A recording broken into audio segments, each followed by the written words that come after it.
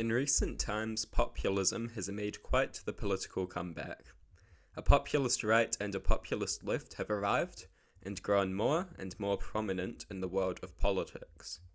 If populism is good and whether or not right-wing populism can even exist are conversations for another day. Personally, I believe that populism has its flaws as a political philosophy. Having said that, I am, for the most part, friendly towards left-wing populism, and I have nothing but disdain for right-wing populism. Today we are going to talk about something that I think we need to carefully consider, given the rise of this new wave of populism.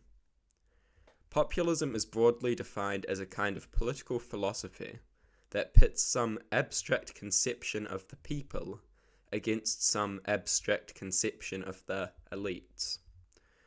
As we are to see, this interesting conflict of people versus elites can appear in a multitude of different forms.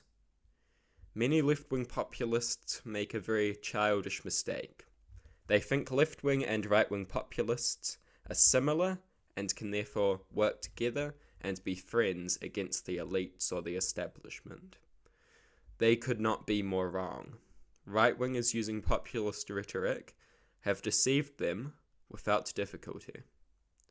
When the foolish left-wing populist sees right-wingers complaining about elites and the establishment, those with power, and all of that, the left-wing populist mistakes them for allies. The issue, of course, is that the right-wing populist has a completely different conception of both the elites and the people than the left-wing populist. To the left-wing populist, the people are the entire working class, while the elites are the capitalist class. The dynamic is similar to, and sometimes identical to, the Marxist, bourgeoisie and proletariat dynamic.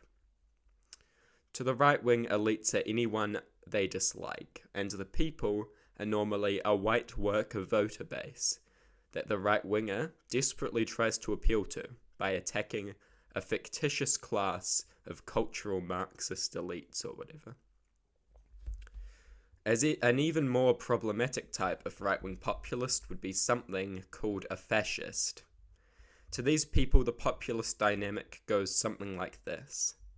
Their people are white workers with traditional social views.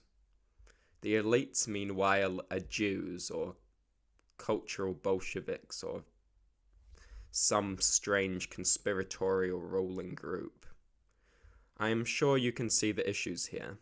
Right-wing populism and left-wing populism are very different, as they are based on very different and conflicting ideas of the people versus the elites.